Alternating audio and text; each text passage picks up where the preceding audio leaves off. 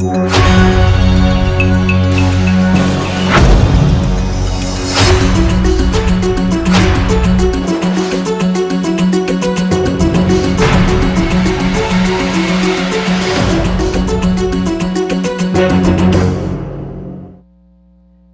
días, República Dominicana. Sean todos y todas bienvenidos a esta edición de Fuera de Récord. Hoy es domingo 10, director, domingo 10. Se acerca la cuenta regresiva para la planificación política. Así es que 10 de mayo, si partimos de lo que tiene el calendario y no lo que dice el papelito, se podría decir que estamos a prácticamente un año de las elecciones. Así estuvo la ciudad de Santo Domingo, amaneció hoy la ciudad capital muy calurosa. Meteorología está pronosticando que las fuertes temperaturas van a continuar durante todo el día. Miren, señores, entrando en materia, el tema de la reelección presidencial sigue concentrando la atención del país hasta un punto que en lo personal me llama mucho la atención y hasta preocupación. El paradero, el rumbo que está llevando este tema, no solamente en el Congreso Nacional, sino también que su misma situación, la situación interna del PLD, ya está provocando mucho hermetismo y presión en los diferentes sectores de la vida nacional, sobre todo en la parte empresarial. La presidenta del Senado, Cristina Lizardo, pienso que se ha manejado como toda una estadista, una mujer con vasta experiencia legislativa, fue diputada, senadora, la más votada en varios periodos, y aunque es la primera experiencia como presidenta del Senado, recuerden que fue vicepresidenta de Reinaldo Pared Pérez. Este tema, más de lo que se pudiese pensar de que los danilistas y los leonelistas enfrentados en la forma y en el fondo por esta situación, en los próximos días yo me atrevería a decir que esta semana, luego de los incidentes de sometimiento a la justicia por presuntos actos de corrupción por parte de Carlos Balcácer y un conjunto de abogados contra funcionarios que supuestamente estarían provocando actos de corrupción con la compra de legisladores para que voten a favor de la reelección, pienso que esa lucha interna del PLD, repito, ya se está llevando a otros estamentos de la vida nacional, sobre todo en la parte económica. El empresariado ha mostrado preocupación. El elemento novedoso es este punto de la conformación de los 9 miembros que van a integrar esa comisión especial. Ya la presidenta del Senado, Cristina Lizardo, quien me atrevo a adelantar, tiene la situación controlada dentro de lo que cabe, por la sencilla razón de que recuerden que el hecho de que la comisión como tal no se haya completado la matrícula de los 9 miembros que establece la aprobación que hizo la semana pasada el propio Senado de la República, eso de entender de que las diferencias para su conformación son evidentes. Cristina Lizardo ha manejado la situación con mucha inteligencia y madurez, porque recuerden que el reglamento del Senado es complejo. El pueblo común no maneja el engranaje legislativo. Por consiguiente, ella ese día no estaba obligada a escoger en esa sesión los 9 miembros de esa comisión especial que se votó. No lo podría hacer porque el reglamento le da un compás de espera y como tal no se iba a arriesgar a designar esos miembros cuando la situación estaba tan tensa, tanto dentro como fuera del Congreso Nacional. Ya ella adelantó de que los 5 integrantes por ahora son Reinaldo Pared Pérez, quien la va a presidir, Adriano Sánchez Roa, quien es vocero, Feli Vázquez del Partido Reformista, Amalbaristi Castro de la Estructura y Julio César Valentín, el senador de Santiago. En esa conformación como tal, especulando, o no especulando, una realidad, opositores al punto de la reelección abiertamente está Adriano Sánchez Roa, que sigue la línea de Leonel Fernández, o Julio César Valentín. De entrada a la comisión de los 5 miembros, ya hay 3 porque tanto Félix Vázquez como Amelaristi Castro se da como un hecho que van a votar que sí, y al igual que Reinaldo Pared. Entonces hay 3 contra 2 en esa conformación por ahora. Para mañana está previsto que la presidenta dé a conocer los 4 miembros restantes que van a conformar esa importante comisión. Yo sé que la comisión, los ojos del país y la misma situación legislativa van a estar todos enfocados en lo que va a ser esa comisión. ¿Qué podría ser? Vistas públicas, debates, llamar a todas las partes interesadas en hacer sus planteamientos, y después lo más importante es ese informe final, porque el pleno es soberano y aunque la comisión rinde un informe favorable, tiene que ir a votación al pleno, el cual tiene la última palabra. Miren, señores, hay una situación tensa en la Policía Nacional. En los últimos días he recibido varios informes de casos que se han estado dando y me llama bastante la atención, y lo quiero hacer un llamado al jefe de la Policía Nacional para que preste mucha atención. En los mandos militares, los altos oficiales, hay un hermetismo terrible. No se sabe, hay versiones y posiciones encontradas de que las viviendas en las que viven los oficiales superiores, hay planes de quitarle esa vivienda para dársela a alistados, cabos y policías de menor rango. Y esa situación se está convirtiendo en una bomba de tiempo en la Policía Nacional, por la sencilla razón que desde que usted se engancha, comienzan a descontarle ese plan de vivienda. Y entonces, si usted tiene, por ejemplo, 30 años en la institución, ya usted acumuló una cantidad de recursos que le permite tener su techo. Si mañana su situación económica mejora por situaciones que no la veo mal, de que usted tenga otra vivienda, ya esa vivienda en la que usted vive es algo adquirido con su sacrificio, con su esfuerzo, porque el ser humano tiene derecho a ir creciendo. Las informaciones que tengo, repito, es de mucha atención.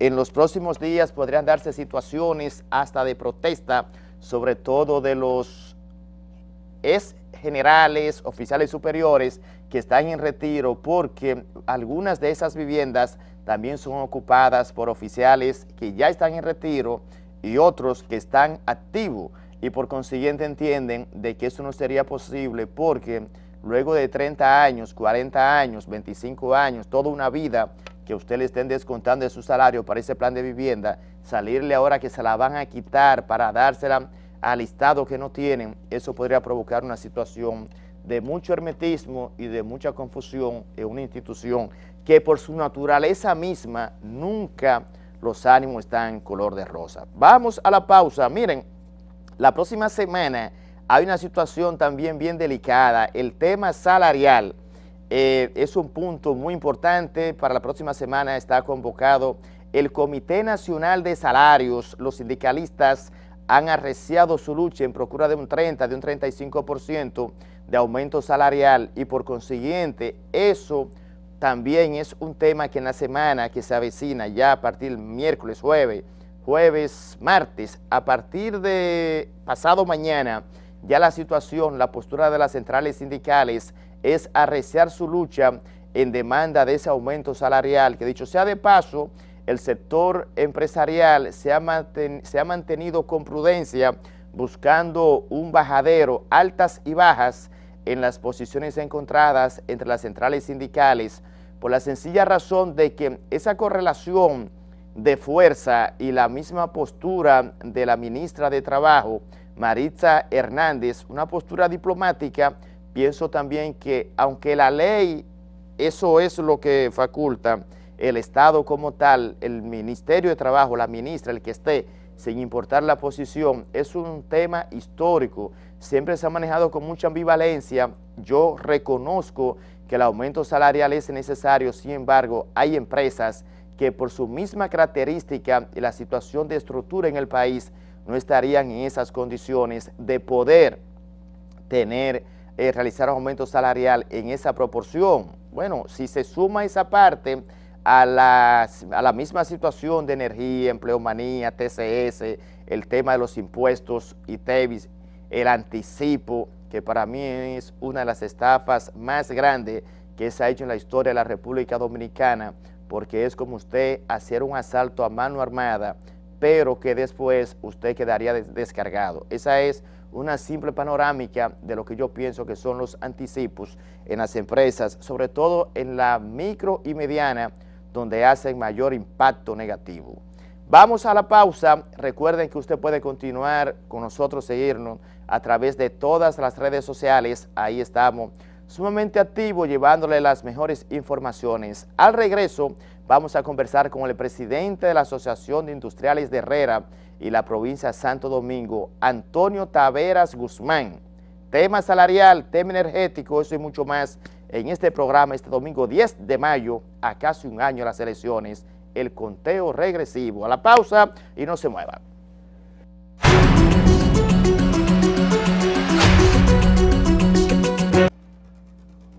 Bueno, señores, tal y como le habíamos adelantado, y nos acompaña en este plato fuerte, entrevista principal, Antonio Taveras Guzmán, presidente de la Asociación de Industriales de Herrera y la provincia de Santo Domingo. Un sector muy pujante para la economía y sobre todo en estos tiempos de mucha dinámica económica, cuando las altas y bajas son normales, no solamente en el país, sino también en todo el mundo. Buenos días, Taveras, bienvenido y gracias por estar con nosotros. Gracias por invitarme a su programa, muchas gracias. Buen día. Bueno, yo sé que los ojos del país, puestos en un tema crucial, se podría decir.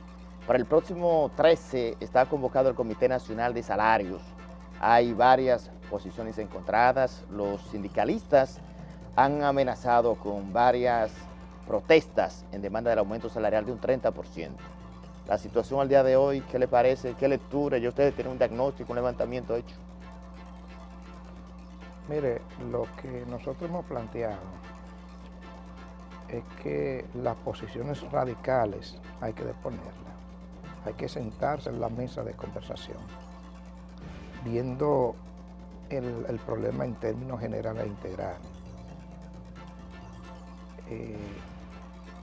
Hemos dicho siempre que es necesario un aumento salarial, pero este aumento salarial no puede crear inflación en la economía, ni puede crear distorsiones en las empresas.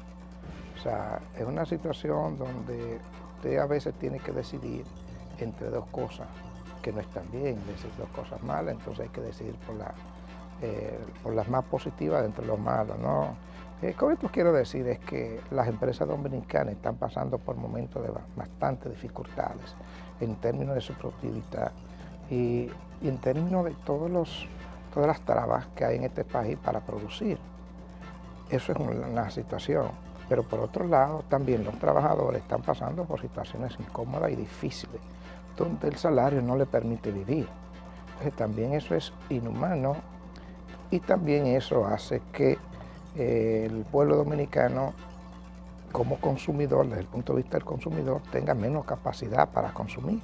Entonces los negocios y el comercio no venden. Si no tienen una población con capacidad para consumir, no van a vender. O sea que el problema es complejo. Entonces yo pienso que ambas partes tenemos que sentarnos en la mesa de conversación, obviando todas las posiciones radicales y entendiendo la posición de cada sector. O sea, esto no es una cuestión de una lucha entre un patrón, esto es un problema inclusive de país, porque el país está abocado a competir en los mercados internacionales. Entonces nosotros necesitamos paz laboral, necesitamos empleados, obreros en nuestras fábricas que puedan comer. O sea, que puedan ir desayunados, comidos y puedan cenar, o sea, que no tengan ese problema. Y a esta hora, muchos de nuestros trabajadores quizás comen una vez al día, y entonces eso no puede ser. Aunque yo les repito, eso no lo vamos a resolver con un aumento salarial, el que se vaya a hacer, el que se pueda. Eso implica muchas cosas más, implica política pública desde el Estado, ¿no? Para mejorar las condiciones en términos generales de este país. Las condiciones hospitalarias, las condiciones de transporte, el mismo problema eléctrico, todo. Entonces, esto es un problema que no es simplemente de carácter privado entre las empresas y los trabajadores. Esto implica mucho más.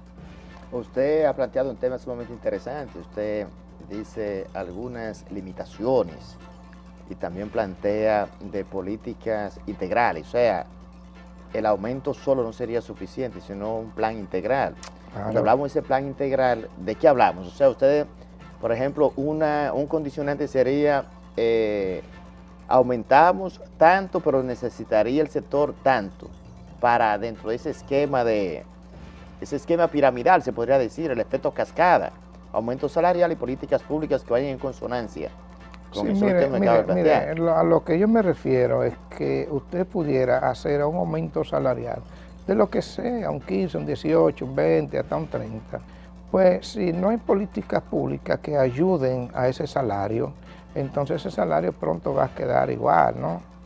Por ejemplo, constitucionalmente está establecido que el Estado tiene y debe, está en la obligatoriedad, y es un derecho de los ciudadanos de recibir algunos servicios públicos, como el transporte, buen transporte, buenas atenciones hospitalarias, buena electricidad, buena luz en su casa. Entonces, en fin, una serie de servicios que vendrían a aumentar, porque no es lo mismo, por ejemplo, si un trabajador tiene un sistema de transporte, por ejemplo autobuses, en la 27 de febrero, vamos a suponer, para llegar a mi compañía, que esté a tiempo, que sea más o menos asequible, entonces el salario le va a rendir. Entonces de eso se trata, de que hay un salario nominal y hay un salario real. Entonces el salario real es aquel que tiene la capacidad de comprar lo que usted necesita para sobrevivir. Entonces ahora no está pasando eso. Y la medida que usted le brinde un buen transporte público a la ciudadanía, la medida en que usted le brinde buenos hospitales donde puedan asistir sin problema, y sobre todo una educación pública que sea gratuita o que pague poco, para que el porcentaje que pagan muchos de nuestros empleados que tienen su niño en pequeño colegio porque no confían en las escuelas públicas, pues entonces eso baja. Lo que sí ustedes están convencidos es la necesidad del aumento salarial. Claro, lo que no claro. hay un Claro, tope. mire, aquí hay varias escalas salariales. La mayor anda en 11.200 y pico de pesos, 11.200 y algo. Y entonces el Banco Central ha establecido que para vivir una familia, es decir, las canastas familiares necesitan cerca de entre 26 y 30.000 pesos. Entonces, si la mayor escala salarial está en 11.200, ni siquiera se alcanza para que una familia pueda vivir. Entonces, y los otros salarios de 5.000 y 7.000 pesos. Es una situación, pero óyeme, pero esto contrasta con una economía que ha estado subiendo, que ha estado creciendo un 7.3%, y en los últimos 50 años ha crecido un 5.5%. Entonces, aquí hay problemas estructurales de la economía que no permiten que haya una mejor distribución de esas riquezas que hemos estado creando. Y eso es un crimen social. Y lo dice un empresario, pero lo dice un ciudadano preocupado por este país, porque este país avance y porque este país es de 10 millones de habitantes. El crimen no es de un grupo de nosotros los empresarios, es de 10 millones de ciudadanos. Usted acaba de poner un tema que de verdad, más que empresarial, es humano. Y sé que los televidentes que a esta hora están viendo el programa lo van a calificar así, sumamente humano. De antemano, le felicito porque no había escuchado nunca un empresario hablar del término de crimen social, haciendo referencia al problema estructural que existe en la República Dominicana. Claro, una economía creciendo tantos años, y la pobreza, República Dominicana, según todos los organismos internacionales, anda por el 40%. En América Latina, la media, el porcentaje medio de pobreza anda por el 28%. Por el 28%. Claro, la pobreza aquí es una pobreza, yo diría, con una subpobreza, porque si le vamos a agregar la pobreza, porque partiendo de las variables macroeconómicas y el crecimiento sostenible de los últimos años, un 5%, la proyección, los organismos internacionales hablan de la misma proyección, pero hay una clase media que la mayoría de los estudios dicen que se está haciendo pobre por la misma situación. Bueno, la mire, inflación no se corresponde con el mismo crecimiento. No, lo que pasa es que en este país no hay movilidad social, no hay. Mire, y esto es algo que lo repito porque es bastante desagradable. En el último informe del Banco Mundial, que se titula Cuando la pobreza no es compartida, ahí se expresa el Banco Mundial que en las últimas 2 décadas, América Latina, en términos porcentuales, ¿no?, en general, ha tenido una movilidad social de un 41%, es decir, 41% de su población en América Latina en general ha subido en las últimas décadas de 1, 2, 3 peldaños hacia arriba, o sea, un 41% de la población, mientras aquí solamente el 2% de la población lo ha hecho. Sin embargo, somos la economía que ha estado creciendo más en América Latina. ¿Cómo se Eso atribuye? te dice a ti que hay un problema estructural.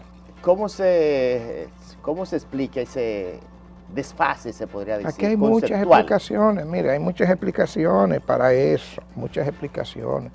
Primero, desde cómo la economía históricamente está estructurada, ha estado concentrada en 2 o 3 grandes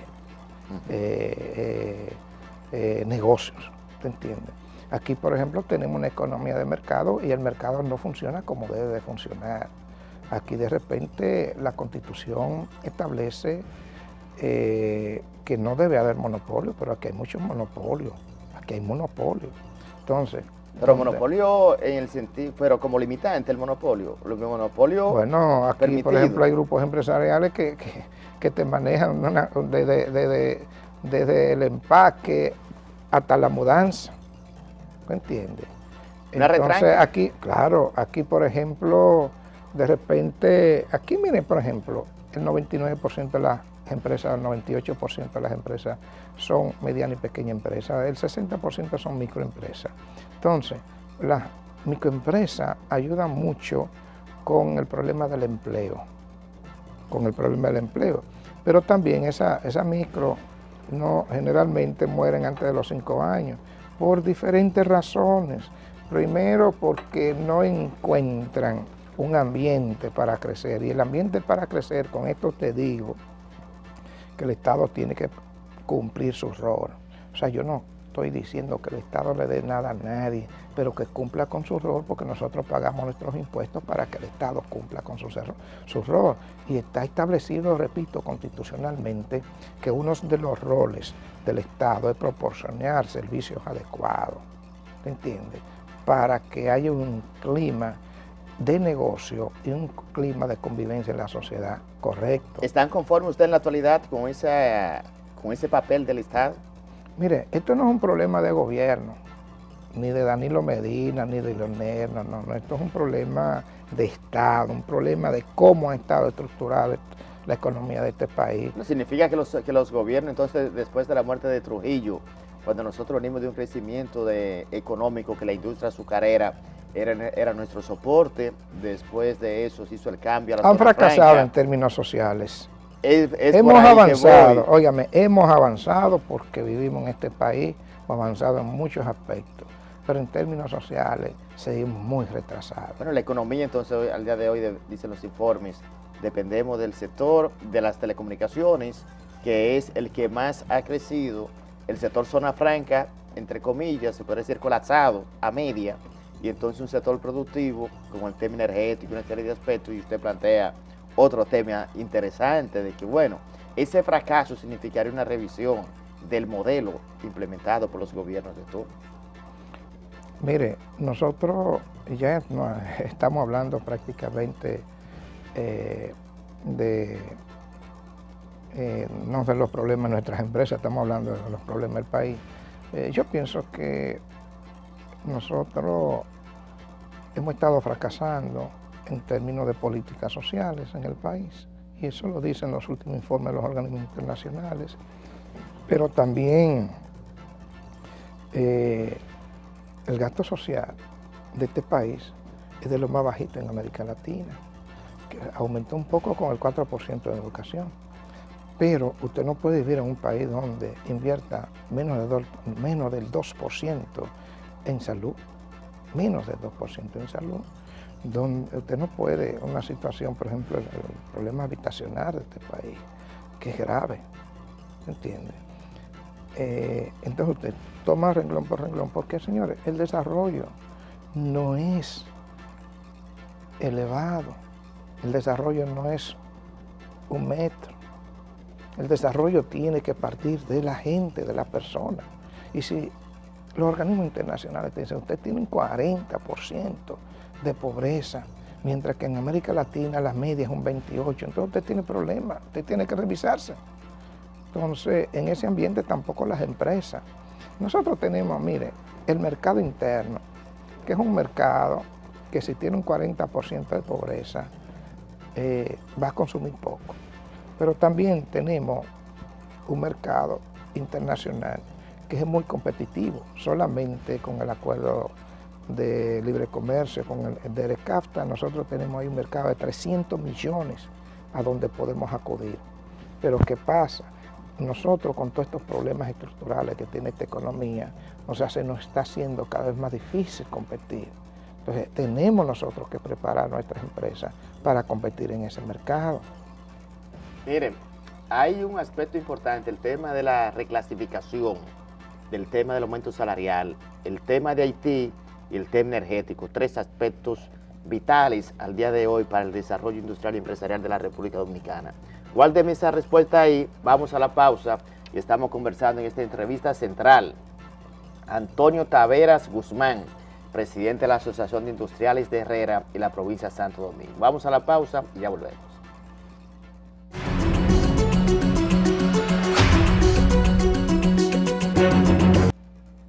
Continuamos conversando con Antonio Taveras, presidente de la Asociación de Industriales de Herrera y la provincia de Santo Domingo. Antes de la pausa, se nos quedó un tema vital. Ahora, a propósito del tema del conflicto salarial, hay 2 variables que son las que se han estado manejando en las negociaciones. Tanto Copardón como la Asociación Nacional de Jóvenes Empresarios coinciden en el tema de la reclasificación de las empresas para poder fijar el tope de una negociación y llegar a un entendimiento para el aumento salarial. ¿Qué favorecen ustedes? Mire, nosotros hemos dicho que no debemos de hacer depender un aumento salarial del cumplimiento de la clasificación de la ley 488, porque es una ley que ya tiene algunos elementos de obsolescencia. Entonces, lo que se está planteando es que si mi empresa hoy paga 11.200 pesos, con esa clasificación, o sea, paga 11.200 pesos salario mínimo, porque soy empresa grande, esa empresa mía grande pudiera crear en una empresa mediana, entonces pasaría a pagar 7.000 y pico de pesos. Entonces, en ese sentido, aunque usted no va a poder bajarle los salarios a los empleados que usted tiene ahí, pero los próximos que usted vaya a entrar, entonces usted se va a apoyar en esa clasificación, le va a pagar 7.000 y pico de pesos. Eso es lo que nosotros decimos que no. Mire, hay un proyecto de ley en el Congreso que está en manos, creo que es de los diputados, que hace una nueva reclasificación, o sea, modifica esa clasificación. Sí. Que es interesante e importante. Entonces nosotros le hemos dicho, vamos a esperar a eso y no hagamos depender ahora un aumento salarial de eso. Entonces, en esa nueva clasificación que está en el Congreso, en ese proyecto de ley, por ejemplo, ahí la microempresa tiene unas subclasificaciones. Entonces establece una clasificación que se llama microempresa de consumo, es decir, aquella microempresa, un salón de belleza que las personas tienen para subsistir diario, sería una microempresa de consumo. La otra sería una microempresa de acumulación de capital, es decir, con posibilidad de crecer. Entonces, hasta ahí, óigame, se hace esa subclasificación para poder darle otro tratamiento a esa empresita de los empleados, tratamiento diferente a la otra, que es de acumulación. Entonces eso va a tener que ver mucho con salario, va a tener mucho con acceso al financiamiento. Entonces yo digo, bueno, pero ¿por qué no esperamos eso? Entonces nos sentamos en la mesa de negociación y establecemos un salario donde las empresas no se afecten y donde el trabajador pueda subírselo un poquito más su capacidad de consumo, porque tiene que vivir. ¿Esa propuesta ya ustedes se la hicieron a...? Nosotros hicimos eso. ¿Han consensuado con los sindicalistas? En una nota de prensa. No, porque fíjese, nosotros, aunque somos del Comité Ejecutivo del Consejo Económico Social, a nosotros no nos incluyeron la discusión salarial. Ah, pues en exclusión. Bueno, pienso que sí. Bueno, sí. No lo piense, la realidad, si están todos los sectores, si forman parte de él, y un sector tan pujante para la economía y con tanto impacto en el quehacer laboral, no fue tomado en cuenta, eso se llama exclusión. Pensamos que sí, pero pensamos que sí. Nosotros hemos estado planteando esto que te estoy planteando, son nuestras posiciones, y hemos estado planteando otras posiciones. Al día de hoy, ¿cómo está el sector industrial? Si nos toca elaborar un calificativo bien, muy bien, mejor, principales desafíos. Mire, si lo llevamos a la salud, es un paciente que está en intensivo, está estable. Yo pienso que está en intensivo. ¿El sector industrial es intensivo? Claro. O sea, por todas las trabas que tenemos en este país, y usted se fija, por ejemplo, los aportes al PIB del sector industrial ha ido disminuyendo mucho. Actualmente es como un 5 o 6%, no llega a 7%. Entonces, ¿qué es lo que pasa? Muchas veces, muchos de nuestros empresarios se han convertido en distribuidores de mercancía por el hecho de que les sale más barato traer una mercancía ya lista, hecha, fabricada en China y traerla acá y venderla y comercializarla. Y yo tengo prueba diario de eso. Entonces, eso es una situación que no ayuda al desarrollo de este país. Pero ¿qué es lo que pasa? Mire que son tantas las trabas que usted tiene. ¿Cuáles son esas trabas? Las principales trabas. Óigame, desde una estructura tributaria que es inconsecuente, hasta un problema eléctrico que tiene 60 años, que te aumenta muchísimo los costos. Usted tocó primero el tema de las importaciones, parece que lo está golpeando mucho. El tema de las importaciones. No, me refería a que muchos empresarios han cambiado de ser industriales, manufactureros, a traer mercancía ya fabricada en China y en otros países porque están saliendo más baratas, más económicas que fabricarla. Eso nos plantea a nosotros un problema de empleo, un problema de desarrollo, porque, óigame... ¿Cuáles son las principales trabas al día de hoy? Bueno, si usted le toca enumerar 5. Yo le acabo de decir que aquí, por ejemplo, si usted empieza con el problema de cómo está estructurado ¿cómo llama? ¿El aparato productivo? No, cómo está estructurado, cómo usted paga impuestos. O sea, el tema tributario. El sistema Anticipo, tributario. ITEVI 18. Cómo está estructurado eso es mortal. Usted, por ejemplo, usted tiene que pagar cada día 5 un ITEVI que usted no lo cobra más después de 3. O sea, lo puede cobrar los 3 meses cuando usted se fía 90 días. Sin embargo, tiene que adelantar un ITEVI. El presidente emitió una normativa, instruyó a la DGI para una normativa, no se está cumpliendo, de que no se pague el ITEVI por lo facturado, sino por lo cobrado. Bueno, el sector industrial. Eso todavía no está aplicándose. ¿Que no se está aplicando?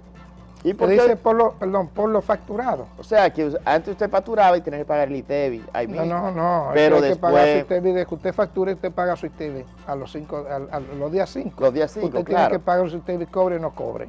Eso es así. Pero hubo una disposición del presidente. No sé, hay que pagarlo. Y en aduana usted tiene que pagarlo por adelantado muchas veces también.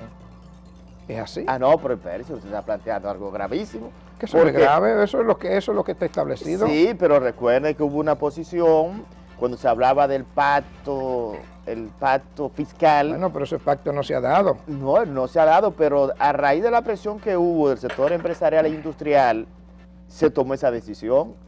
Yo era de los que pensaba que veía ese silencio, pensé que el sector industrial y empresarial estaba de fiesta, muy contento con eso. Tendría que decirle a mi departamento. Muchas fotos bonitas. ¿Qué está pasando? No, ustedes estaban muy contentos. Entonces, fíjense. Y salían contentos. Eso es un problema. El problema eléctrico es otro problema sí, gravísimo. Pero el tema tributario, porque espérese, ese tema tributario es un tema importantísimo.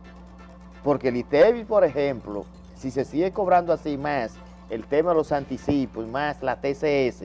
Claro. O sea, yo sé que es una presión fuerte, Muy entiendo. fuerte, muy fuerte. Pero, por muy ejemplo, el fuerte. tema de los anticipos, algunos plantean fórmulas alternativas que podrían ser.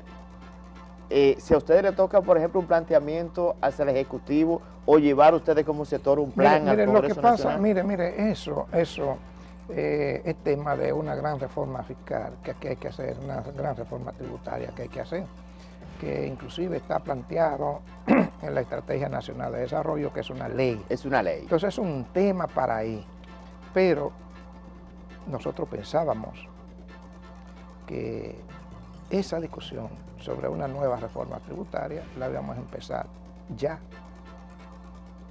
Pero desde el gobierno se ha dicho que en este periodo de gobierno va a ser posible. Entonces, no va a ser posible. No va a ser posible. ¿Por qué? Porque de mi punto de vista lo están atando a un ciclo electoral. Entonces yo he dicho siempre que las reformas estructurales que necesita este país no pueden estar atadas a los ciclos electorales. O sea, ningún país va a avanzar cuando se está pensando en voto y no en desarrollo. Pero este es un buen momento para, a propósito del tema de reforma y de modificación, de que se podría hacer un componente, el momento sería oportuno para que ustedes como sector hagan esa propuesta del tema, aunque sea una colita, porque cuando usted me plantea el tema tributario, se le nota que hay mucha presión tributaria en el sector. Bueno, siempre se ha dicho desde el gobierno de que la presión tributaria aquí es muy baja. Esta es un 15, está alrededor de un 15 y está realmente por debajo de muchos países, ¿no? Pero el problema es que... Bueno, habrá que ver si la realidad de los otros países es la realidad nuestra. El problema es que aquí hay una iniquidad en términos tributarios, ese es el grave problema. Hay poco que pagamos mucho y muchos que pagan poco o no pagan nada. Entonces es un problema de iniquidad que hay que resolver. Y el problema eléctrico, vimos una propuesta del CONEP recientemente, por ejemplo, el CONEP está planteando de que el pacto eléctrico, que lo siento un poco hasta estancado, la propuesta del CONEP ahora se limita a que abarque el tema de los subsidios a las personas que consumen hasta los 100 kilovatios hora. ¿Qué le parece a ustedes? Bueno, mire, lo primero es que nosotros no estamos de acuerdo con ningún tipo de subsidio a empresas y a sectores empresariales.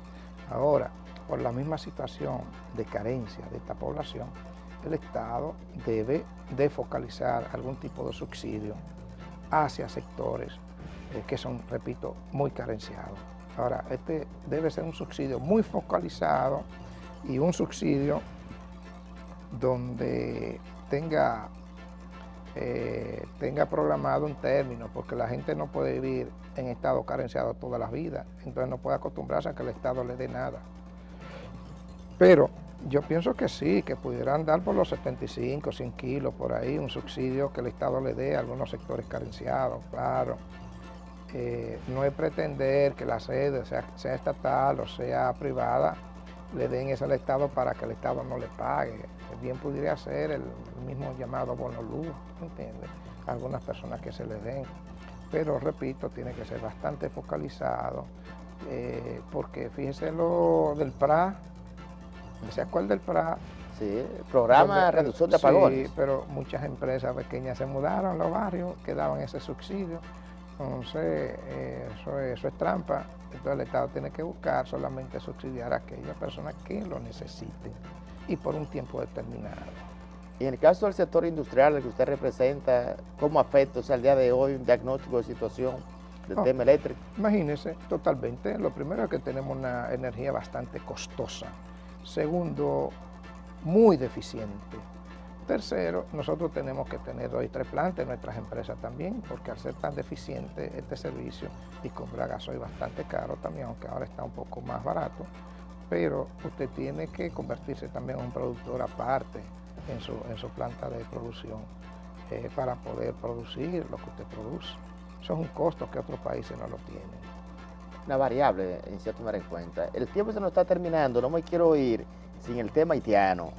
la situación que se ha dado, los industriales, hubo un entendimiento, vimos como que el tema mermó un poco y que la situación se resolvió por el momento. Al día de hoy persiste en la misma traba el tema de la inseguridad, por ejemplo, con los camiones, el tema de envío de mercancías y todo eso. Miren, lo que pasa es que Haití es un país sumamente inseguro porque allí la institucionalidad, aunque aquí es frágil, allá casi no existe. El mismo Estado haitiano no tiene la capacidad de proporcionarle seguridad, no solamente a sus ciudadanos, sino a los mismos camiones que entran de aquí para allá. Entonces ese es un problema que está afectando, ¿no?, el comercio. El problema haitiano es un problema muy complejo. Y pienso que a veces nuestro país solamente está viendo una sola cara de la moneda en términos de planteamiento de cómo resolver la situación. Yo he dicho y repito, Haití está pasando por una crisis, por una hambruna. Entonces, donde ese país solamente tiene dos posibilidades, o se va al mar o viene para este lado. Entonces, ¿qué es lo que nosotros tenemos que hacer? Nosotros tenemos que tratar de que no pasen para este lado. Ahora, no es simplemente con la represión, porque es un problema humano. Nosotros tenemos que buscar la forma de cómo los haitianos tengan los incentivos necesarios en su país para que se queden allá. Entonces, ¿qué es lo que tenemos que hacer? Bueno, hay que promover las inversiones internacional en ese país. Nosotros, algunos empresarios, debemos de tener la posibilidad de invertir también en esa frontera. Lo está haciendo Capellán con muy buen éxito ahí, ¿no? Entonces, la única forma que los haitianos tienen incentivo para quedarse es que haya fuente de trabajo allá. Nosotros, como economía, siempre vamos a tener ya una necesidad de un volumen, de una cantidad de haitianos. Bueno, por eso se reglamenta, se le hacen contratos. Nosotros como país tenemos que cumplir y hacer cumplir nuestras leyes migratorias, como lo hacen todos los países, ¿entiendes? Pero entendiendo que allí no existe un problema como se ha querido plantear aquí de muchos sectores, que los haitianos no quieren invadir, que los haitianos se quieren apoderar de esta isla. Esa gente no tiene capacidad para eso, señora, ni están buscando eso. Esa gente lo que están es pasando hambre. Entonces nosotros tenemos que entender eso, ¿te entiendes? Primero, hacer cumplir nuestras reglas migratorias. Segundo, entender que allí hay un problema económico, como todas las migraciones son económicas, y que ellos tienen o el mar o nosotros. Entonces, si nosotros no queremos que pasen para acá, entonces hay que poner controles en la frontera, hay que hacer cumplir nuestras leyes migratorias, hay que saber qué cantidad de haitianos necesita nuestra construcción y reglamentarlo y poner multa a los empresarios, sea la construcción, lo que sea, que no cumplan con los contratos, que no devuelvan a esos haitianos o que no hagan un nuevo contrato si lo necesitan, ¿no? Entonces, allí hay un problema económico básicamente y de institucionalidad, un problema de todo tipo, pero los haitianos pasan para acá buscando qué comer. Esa es la realidad. Don Antonio, le agradezco infinitamente que hoy en la mañana esté con nosotros en Fuera de Récord, llevándole a los televidentes, sobre todo al sector que usted representa, que es muy pujante y vital para el desarrollo económico e industrial del país. Muchas gracias a usted. Gracias. Señores, continúen con el contenido de Fuera de Récord, aún falta mucho más.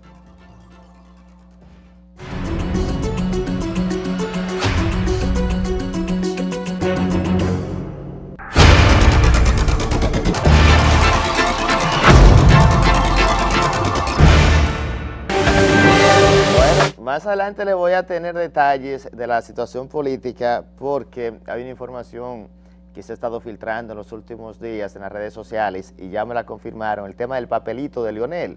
Esa parte lo voy a decir más adelante o si no en el programa del domingo. Miren, hace unos momentos estaba revisando los cables internacionales. Hoy quiero destacar, es importante también las cosas positivas.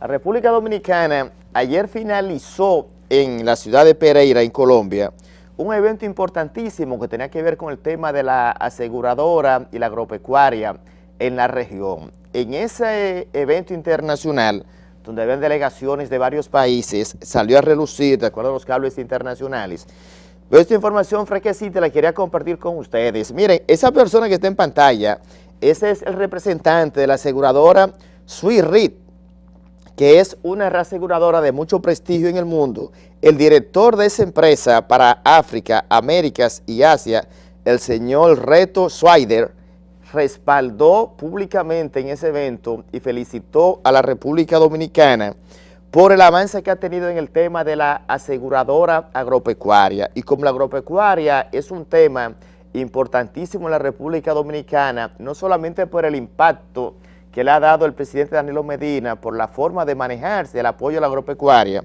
este señor con tanto prestigio internacional dice que República Dominicana debe ser un ejemplo para los países del Caribe, Centroamérica. Sabemos del gran esfuerzo realizado por el gobierno dominicano debido al aporte que realiza al pago de las primas a los productores dominicanos a través de la Dirección de Riesgos Agropecuarios, dijera, y de Agrodosa. Anunció además que en el mes de junio enviarán técnicos expertos para formar a nuevos técnicos agrícolas en términos de seguro agropecuario en la República Dominicana. El señor Swider felicitó además al gerente general de Agrodosa, ingeniero Ángelo Rodríguez, por los logros alcanzados en los últimos 6 meses y le expresó su apoyo irreversible a seguir con la transformación de la institución que dirige. Ese evento concluyó ayer en la ciudad de Pereira, Colombia, y los cables internacionales hoy en la mañana están haciendo referencia a esa publicación. Pienso que debe ser un orgullo para la República Dominicana que organismos internacionales y entidades de tanto prestigio como esta de la Swiss esté dando su apoyo, el respaldo a la gestión de Agrodosa, porque de una forma u otra eso tiene un impacto positivo, no solamente en la agropecuaria, sino también en el mismo tema de las políticas de gobierno, porque al final, señores, las cosas pasan, el país es de todos y por consiguiente los logros y las cosas positivas que de una forma u otra repercuten a favor de un gobierno, al final eso se queda para el país. O sea, usted puede ser verde, blanco, morado, del color que usted quiera. Ahora, las cosas positivas que resaltan el Estado y que resaltan las políticas de un país en una determinada gestión, pienso que sin importar su bandería, eso suma, porque recuerden que la República Dominicana es centro de atención, es un país que de acuerdo a la CEPAL, los propios organismos internacionales la colocan en un buen puntaje cuando se habla de economía, y el tema de la agropecuaria es un tema importante, de ahí la necesidad de resaltar esa información. Los cables internacionales hoy en la mañana, repito, le han dedicado buen espacio a ese punto del desarrollo de los logros y la gestión, la transparencia y el crecimiento que ha tenido la agropecuaria en la República Dominicana en los últimos meses, en especial Agrodosa, que dirige en la actualidad el ingeniero Ángelo Rodríguez. Señores, se nos terminó el tiempo. La próxima semana, director, aunque usted me está haciendo mucha seña, mire, lo que dice el papelito, lo voy a poner más tarde en Twitter, de los puntos que está planteando Leonel Fernández, son 7 en total, lo voy a poner en mi cuenta de Twitter en un momento, me pueden seguir en Fuera de Récord y también en el mío personal, Lima Elvis 06. Así que, señores, se nos terminó el tiempo, director, guárdeme un poquito más de espacio, lo que dice el papel.